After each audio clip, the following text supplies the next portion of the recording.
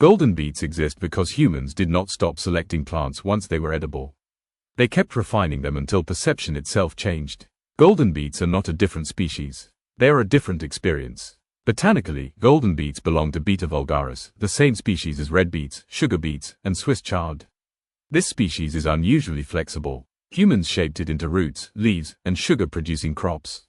Golden beets are one expression of this adaptability. The difference begins with pigment. Red beets contain betalains, specifically beta-cyanins, which give them the deep red-purple color.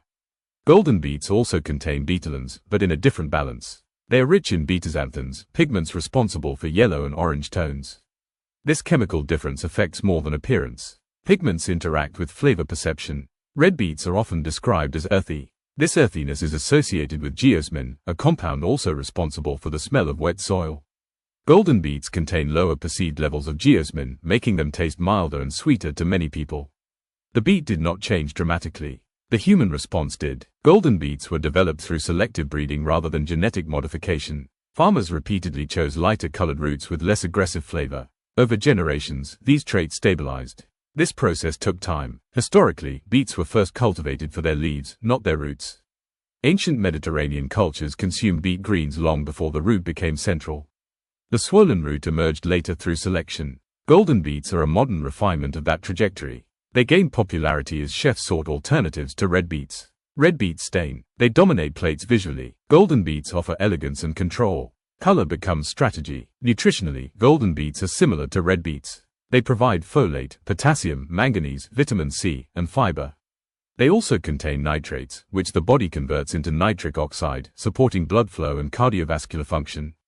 The health effect remains. Golden beets also contain antioxidants, though in different proportions than red beets.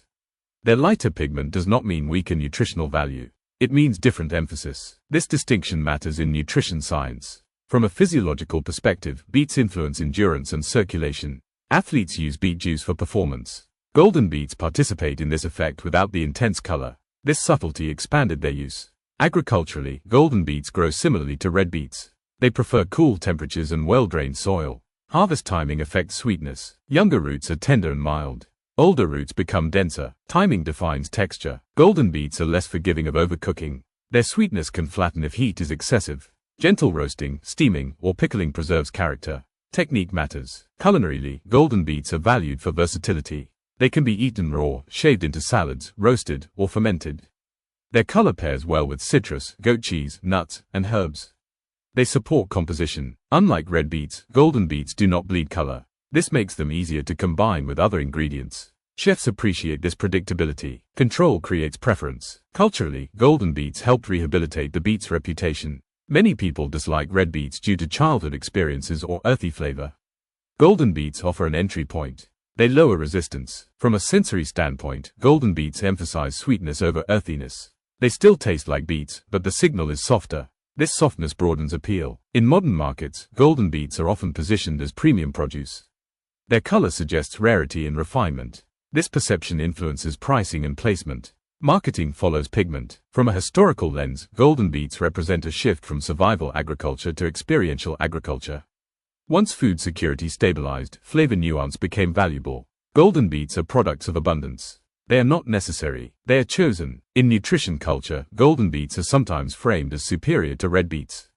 This is misleading. They are different, not better. Difference is the point. Golden beets also highlight how humans eat with their eyes. Color influences expectation. Expectation influences taste. This feedback loop is powerful. In the end, golden beets did not replace red beets. They complemented them. They expanded the beet's identity.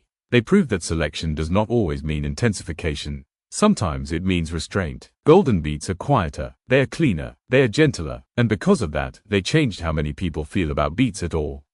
They did not alter the plant's purpose. They altered our willingness to accept it. That shift is subtle, but it is real.